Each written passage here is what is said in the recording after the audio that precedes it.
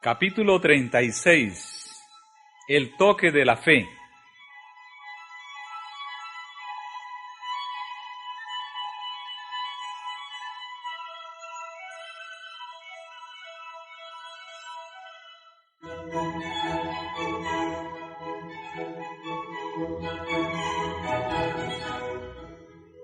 Al volver de Gádara a la orilla occidental, Jesús encontró una multitud reunida para recibirle, la cual le saludó con gozo. Permaneció él a orillas del mar por un tiempo, enseñando y sanando, y luego se dirigió a la casa de Leví Mateo para encontrarse con los publicanos en su fiesta. Allí le encontró Jairo, príncipe de la sinagoga.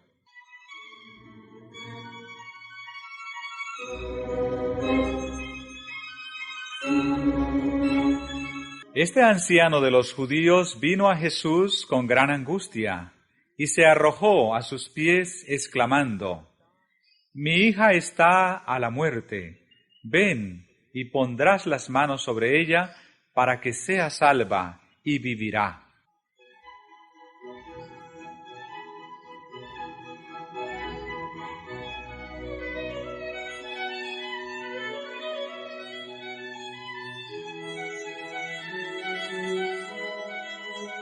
Jesús se encaminó inmediatamente con el príncipe hacia su casa.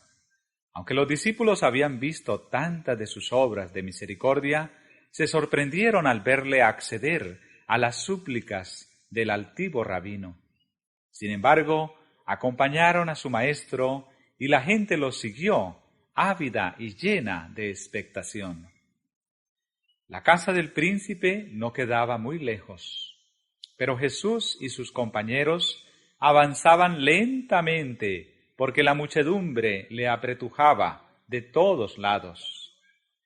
La dilación impacientaba al ansioso padre, pero Jesús, compadeciéndose de la gente, se detenía de vez en cuando para aliviar a algún doliente o consolar a algún corazón acongojado.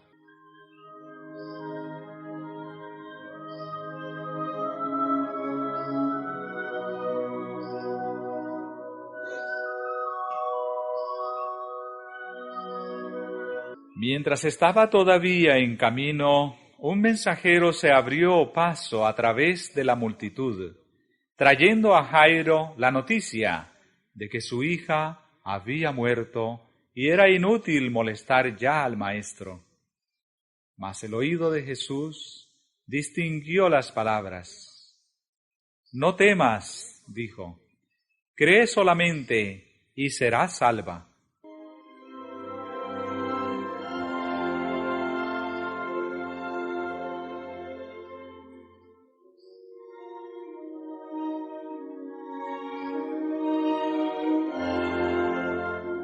Jairo se acercó aún más al Salvador y juntos se apresuraron a llegar a la casa del príncipe. Ya las plañideras y los flautistas, pagados, estaban allí, llenando el aire con su clamor. La presencia de la muchedumbre y el tumulto contrariaban el espíritu de Jesús. Trató de acallarlos diciendo: «¿Por qué alborotáis y lloráis? La muchacha no es muerta, mas duerme». Ellos se indignaron al oír las palabras del forastero. Habían visto a la niña en las garras de la muerte y se burlaron de él.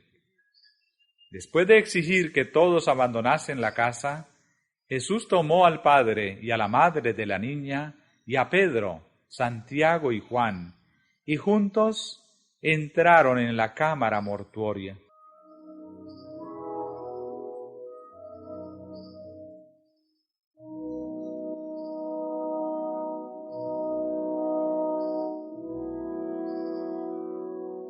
Jesús se acercó a la cama y tomando la mano de la niña en la suya, pronunció suavemente en el idioma familiar del hogar las palabras: «Muchacha, a ti digo, levántate».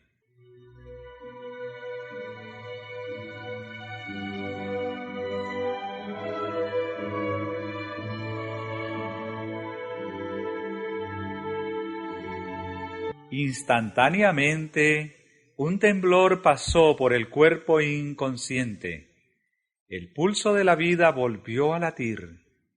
Los labios se entreabrieron con una sonrisa. Los ojos se abrieron como si ella despertase del sueño. Y la niña miró con asombro al grupo que la rodeaba. Se levantó y sus padres la estrecharon en sus brazos, llorando de alegría.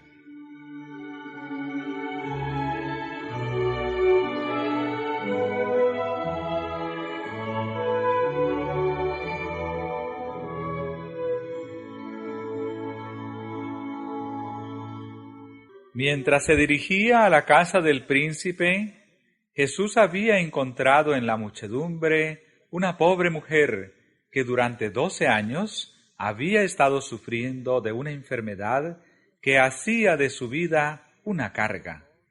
Había gastado todos sus recursos en médicos y remedios, con el único resultado de ser declarada incurable. Pero sus esperanzas revivieron cuando oyó hablar de las curaciones de Cristo. Estaba segura de que si podía tan solo ir a Él, sería sanada.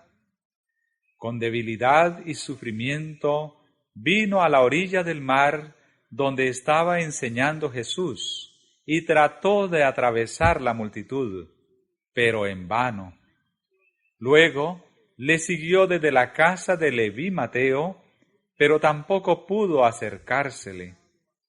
Había empezado a desesperarse cuando, mientras él se abría paso por entre la multitud, llegó cerca de donde ella se encontraba.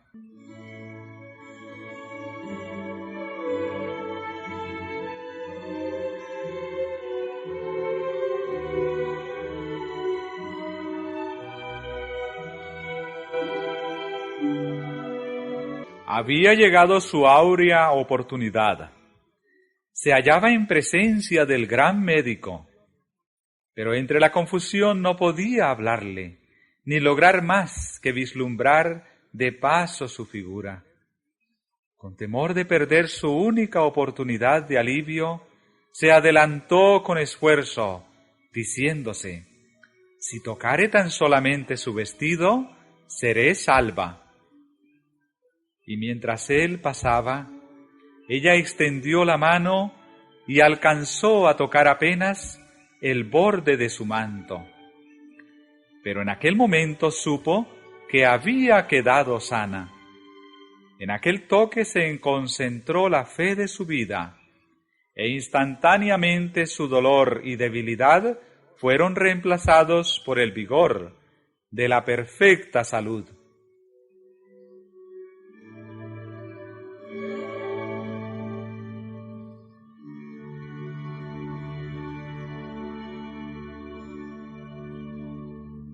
Con corazón agradecido, trató entonces de retirarse de la muchedumbre.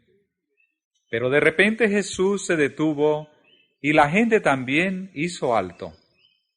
Jesús se dio vuelta y mirando en derredor preguntó con una voz que se oía distintamente por encima de la confusión de la multitud: «¿Quién es el que me ha tocado?». La gente contestó esta pregunta con una mirada de asombro. Como se le codeaba de todos lados y se le empujaba rudamente de aquí para allá, parecía una pregunta extraña.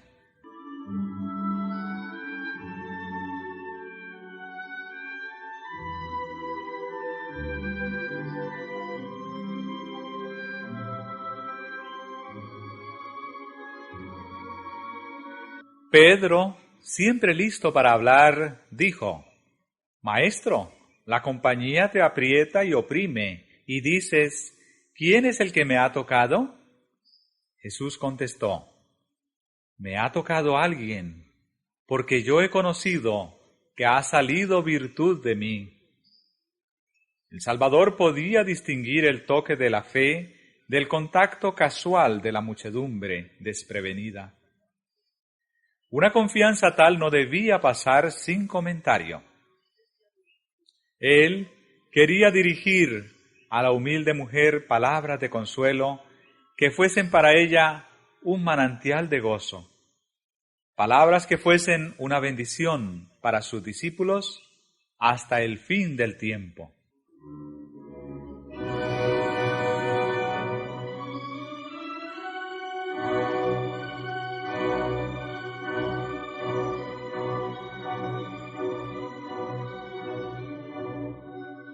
Mirando hacia la mujer, Jesús insistió en saber quién le había tocado.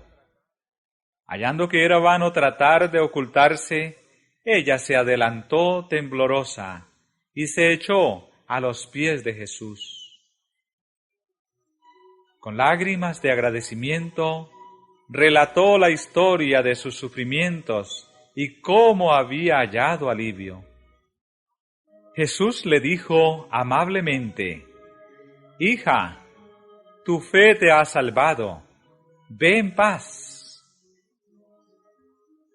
Él no dio oportunidad a que la superstición proclamase que había una virtud sanadora en el mero acto de tocar sus vestidos. No era mediante el contacto exterior con Él, sino por medio de la fe que se aferraba a su poder divino, como se había realizado la curación.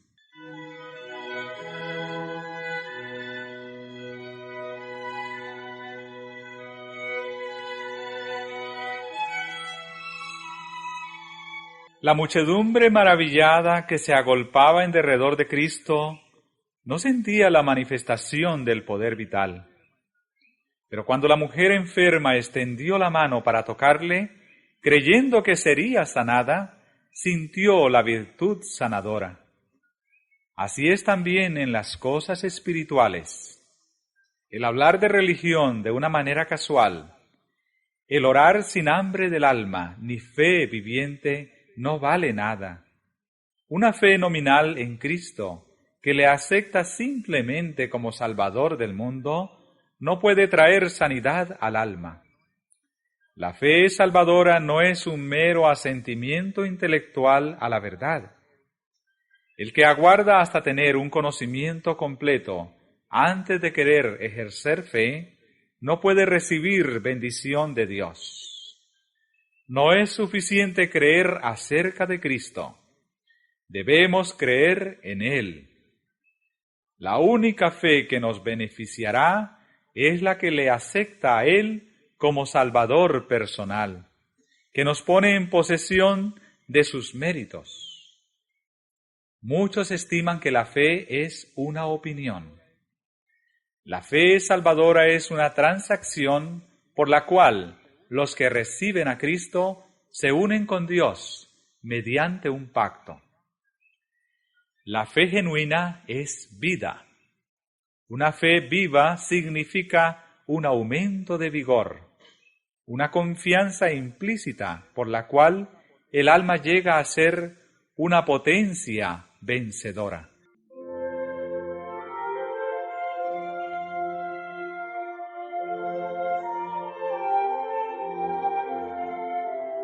Después de sanar a la mujer, Jesús deseó que ella reconociese la bendición recibida.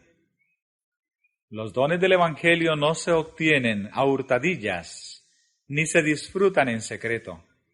Así también el Señor nos invita a confesar su bondad. Vosotros pues sois mis testigos, dice Jehová, que yo soy Dios.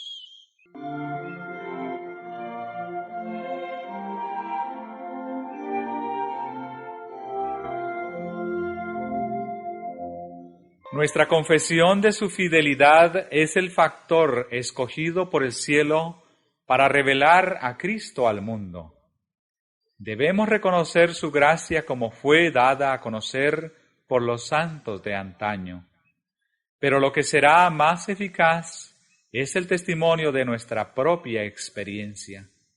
Somos testigos de Dios mientras revelamos en nosotros mismos la obra de un poder divino. Cada persona tiene una vida distinta de todas las demás y una experiencia que difiere esencialmente de la suya. Dios desea que nuestra alabanza ascienda a Él, señalada por nuestra propia individualidad. Estos preciosos reconocimientos para alabanza de la gloria de su gracia, cuando son apoyados por una vida semejante a la de Cristo, tienen un poder irresistible que obra para la salvación de las almas.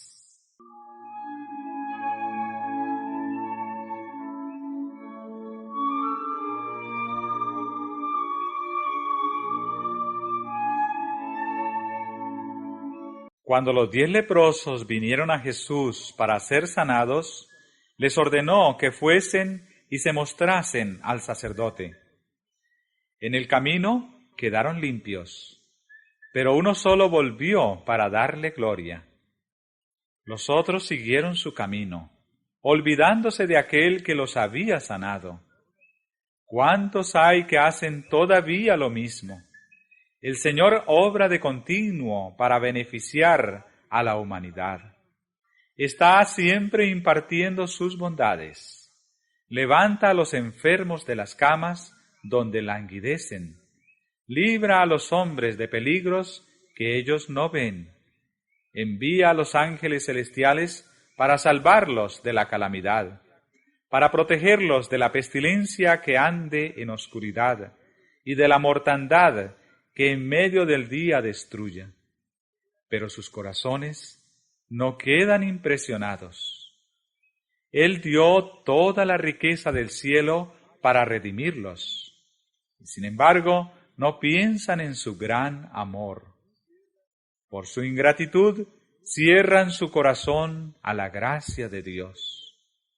Como el brezo del desierto, no saben cuándo viene el bien, y sus almas habitan en lugares yermos.